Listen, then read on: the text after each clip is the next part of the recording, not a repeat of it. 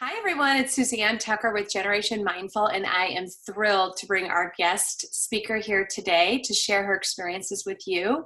We have Dr. Megan Gillette. She is a lecturer and on faculty in the Department of Human Development and Family Studies at Iowa State University. And Dr. Gillette has brought the Gen M tools to her students right into the classroom. So I'm so excited to interview her and really get her experiences to share with you. So hello, Dr. Gillette. Hi, Megan. How are you? Good, thank you. Yeah, you can just call Good. me. Call you Megan. Is that okay? Yeah. Great. Thank you so much. Well, thank you for your interest. And maybe if you could share a little bit about yourself with the listeners out there. Sure. So, like Suzanne said, I teach here at Iowa State in Human Development and Family Studies. And one class in particular that I teach is it's called Development and Guidance in Middle Childhood. And so this class really sort of straddles, we want to make sure that we're covering development in middle childhood, that 5 to 12 year range about, but we also want to cover guidance, and in terms of positive child guidance and sort of following what the evidence says for that. So I kind of am in charge of covering both topics there. The class is taken by students who will be working in the human services industry. So a number of the students go on to become social workers, or they work in residential treatment centers, or they work at nonprofit youth serving groups. They may work for extension, they may become, parent educators, things like that.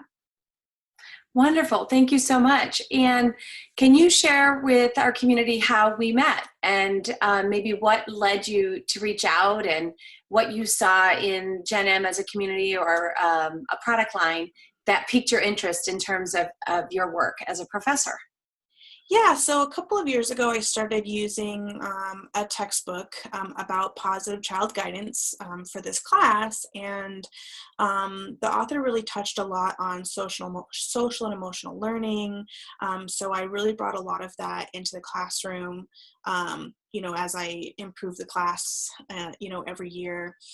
And then through the magic of Facebook, I was just scrolling through and I kept noticing this ad coming up. And I don't know if it's because, sometimes I post, human development like things, or if it knows that I have my own child or what.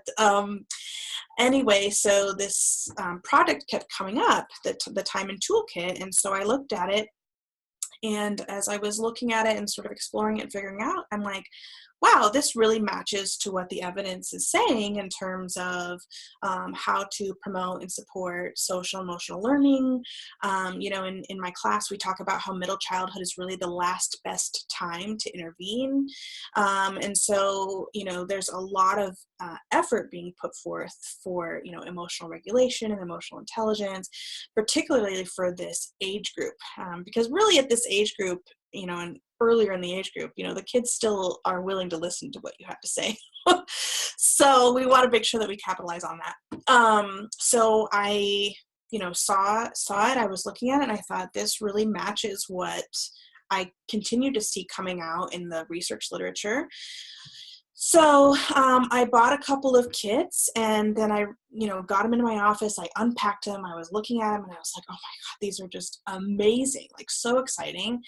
And I'm like, I really want to have one for each team, because my class, I use team-based learning in my classes. And so, I have teams of 5 or 6 students, and I thought the students would really love this. They really are always wanting, they appreciate learning the foundational stuff, right? But they are so hungry for hands-on things and things where they can get into the workforce, graduate, enter the workforce, and just sort of hit the ground running. Or, I even try to think about what can provide them with an edge over other people who are applying for that same job, right? And maybe these hands-on things, I don't know, might get them there. So I thought, well, there's no way I can afford to buy all of this myself. So I just thought, what the heck? I'll just contact the company, and I could tell on your website that it seemed like you were donating things to, elementary schools and things like that. And I thought, well, heck, if you're donating to them, you might as well donate to us, because, it's my students who are going to be the ones who are, some of them are education majors. Some of them will be mostly doing like family and consumer science teaching, right? Some of them are going to be working with individuals with behavioral issues and things like that. So I thought, well, who better to get this tool into the hands of than the people who will be graduating and starting their careers, right, with this information. So I contacted, and Suzanne got back to me, and that was how it went. Rest was history. And when we spoke, what all I saw was seeds being planted. It was like a beautiful, you were the lead gardener, and we had this opportunity to connect with college students. And with our work, we spend so much time, we're a community of parents, educators, and therapists, but we're largely affecting birth to age 10. And so I haven't gotten my products out there in front of hundreds of college student eyes, especially, with this focus on making change within the whole school systems or within nonprofits. And so I loved what you said, Megan, about hitting the floor, or, hitting the ground running. Could you speak to what the experience was when you actually brought in tangible physical tools? Because I know you've been working a lot on theory, on attachment theory, on emotional intelligence, and the vital role it plays in children's lives. And then can you share with our community what happened when you actually last month, you had the toolkits and you went into your classroom with that? Yeah, the students were really excited. I kind of prepped them for it. I had to help. I gave extra credit to a couple of students who helped me carry it all over to the classroom across campus, because I couldn't get it there by myself. So, That's great. So there was some excitement there because they knew it was coming. And so they got it, and they just pounced on it, and just immediately they were, lively. And the classes are usually lively anyway, because they are working in a team, and they do spend a lot of their class time already talking to each other. My classes are not quiet. They're only quiet when they're taking a quiz. So, they pounced on it. I had them, lay out, like, if you had a calming corner, right? Like, what would it look like? Like, arrange things however you like. And so they did that. They put them on the floor. They put them on their table. They got up out of their chairs, and they were, sitting around the stuff. I really gave them a lot of time to really just sit and explore, each component of the time and toolkit. I also printed off some things from the digital manual, just a few extra things so that they could see, that this was just a foundational thing, but you could do all these other things with it as well. So they were really excited. And probably the funniest thing I saw was one of the students said, "Oh my gosh, I love it. I just love it." And she threw her hands up in the air. And in fact, she sort of flopped back a little bit because they were on the floor. And I said, "What is going on over here?" And she's like, "Oh my gosh, can you imagine if a family, sat down and they got comfy, because I really talked about how this should be comfortable, right? The kids should be able to pick what goes in their time and area or whatever." And she's like, "Can you just imagine if a family was sitting there with these, even with just the peacemaker cards, right? And they were on comfy couch with, comfy blankets and pillows, and they were all sitting together and they got to play this game. Oh my gosh." Yeah, so really excited. And don't you think maybe the digital native in her really was responding to the lack of batteries and the no screen and like really getting in her head, like, wait, we're going to all sit together and be cozy and connect. Like, that's what I hear when I hear that story. Like, what a big idea. And like the visceral experience in her body was so joyful. She like threw herself back, yes. just the thought of that connectedness. And we talked a lot about the intentionality of it, right? And how you really have, that it really has to be intentional, right? That you can't just set it up and then like, not do anything with it. That, as the adult, you really need to be intentional about it. And I think that was honestly sort of a new concept for them in terms of, they know about being intentional about discipline and guidance, but it's one thing to say that, but it's a whole other thing to have tools to help you be intentional about connecting with your children. And so I think that was definitely like, oh, and one of the other students commented, they said, this would be a really great starter for parents who want to do well and who want to do better, but don't know how. Because they said, it's so much easier to, build off of something rather than to start with nothing. And how many parents probably start with nothing really, right? They want to do better, but they just don't have the tools to do it. And so, another student said, this is such a great foundation for jumping off to other things in working with youth. And she was in particular, she works as a camp counselor. And she said, things like conflict resolution or peer-to-peer interactions. Like I could just totally see that she was like, oh, you could use this and you could branch off to this and you could use it for this. And I really tried to make clear, like, this is a foundational tool. You can totally make it, what you need it and what you need, what you want. Just think about this as a foundation to sort of launch you. There's no, there's suggestions in the manuals for how to use it, but figure out what works for you and for your kids and for the kids that you're serving. And so, she was like astonished. She was like, this is just such a great foundational tool. And she was like listing off all these things that she could see it springboarding, right, in the work that she does with kids at summer camp. Wonderful. How inspiring to see the kids getting what we call like the right brain nature of these tools, where it's not a left brain thing where you open the manual and you have to do this and then you have to do this next. It's by intention, by design, a right brain, creative, connective, flexible, moldable experience. And I just hear you really highlighting that with the children and really how they came at the tools. Mm-hmm. And you sent me a list of really great responses. I know one of them was talking about what if I had been raised? Were there any kind of self-reflective or self-awareness moments with the kids in terms of, my own childhood? Yeah. And that's always something that comes up when teaching these classes, especially because it seems like I do have a lot of students who didn't have great childhoods and they feel called to spend their career making childhoods better for the next generation. And so those sorts of things come up a lot in my classes. And so it can be very difficult to unpack all of that when I'm standing up here saying, this is really great and healthy for children. And then you're sitting there thinking, yep, I didn't have that.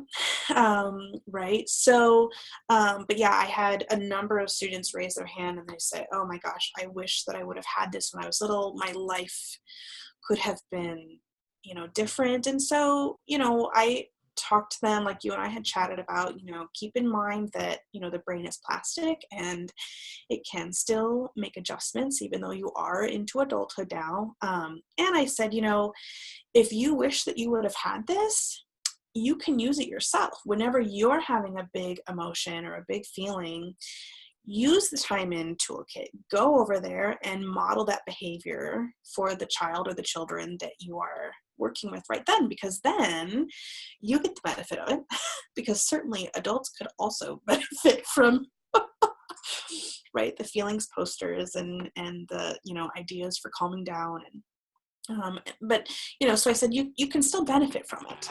Maybe you didn't have it when you were a kid, but you can certainly use it as an adult. And in doing so, then you can serve as a role model for the other kids. And I said, your kid would probably end up in the time in corner with you.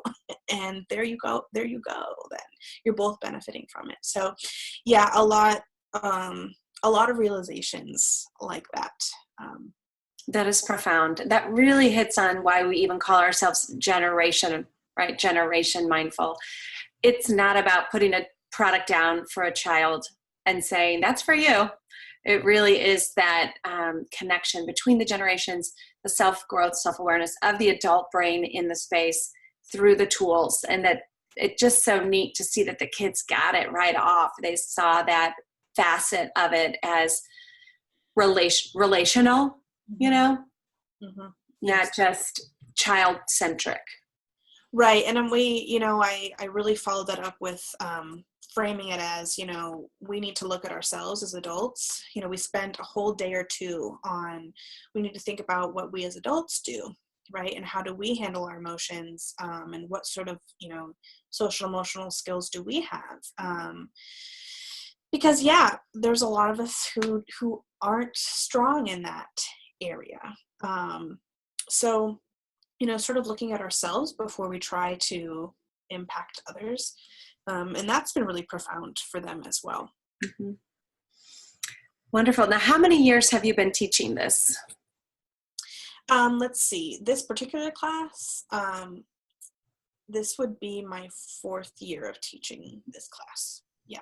Mm-hmm. Right. And you did mention that is this the first hands-on, product-based, take the tools into the real world initiative that you've had? And would you say, was it successful? Do you think the kids want that element of beyond theory? Does that seem to be helpful, or how could you speak to that? Yeah, I hadn't used any other products or anything like that in the class.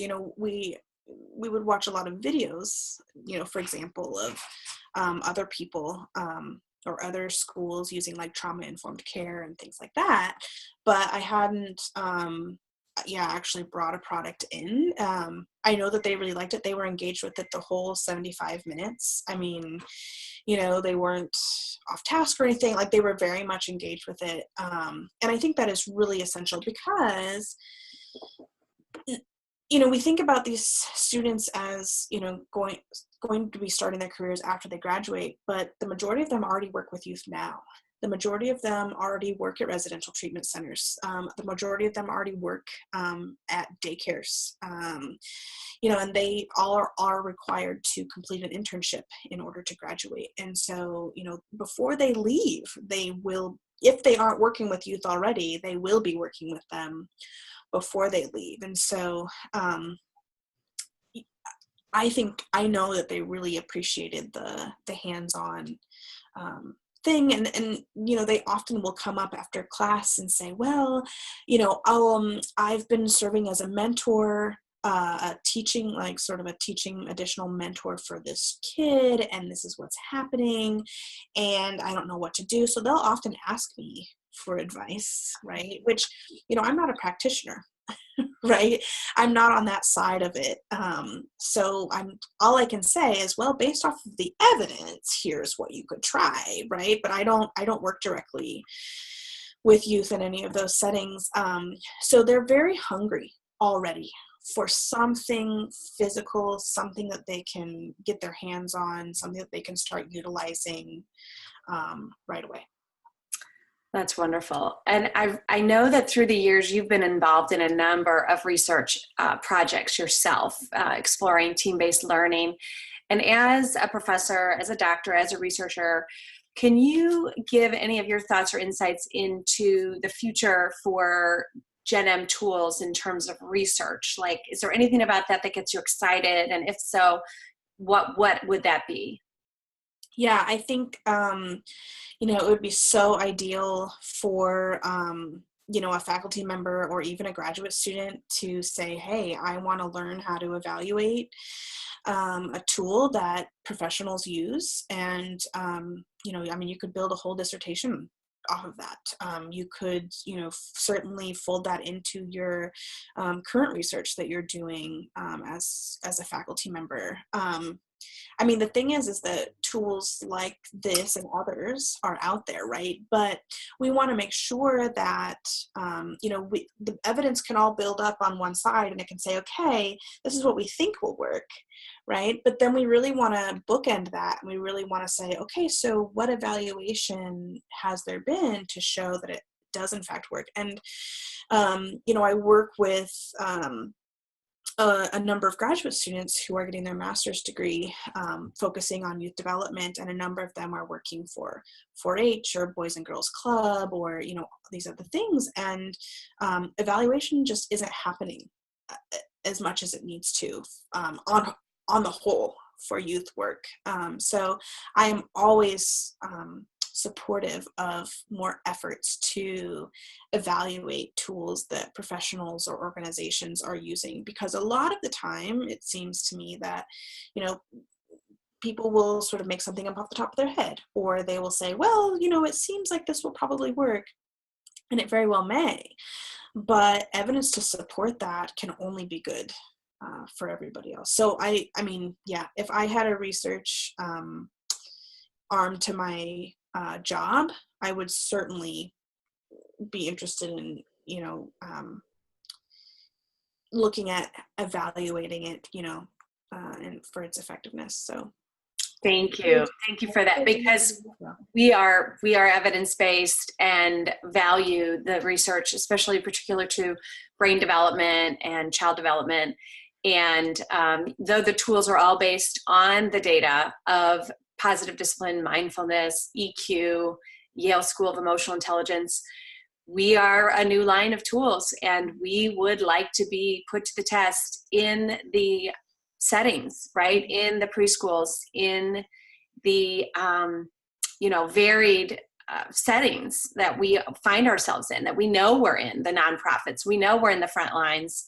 And right now we are really putting a call out there to the university world, to the people getting their PhDs, and actually to the Medicaid programs and whatnot, the family programs, and even the military.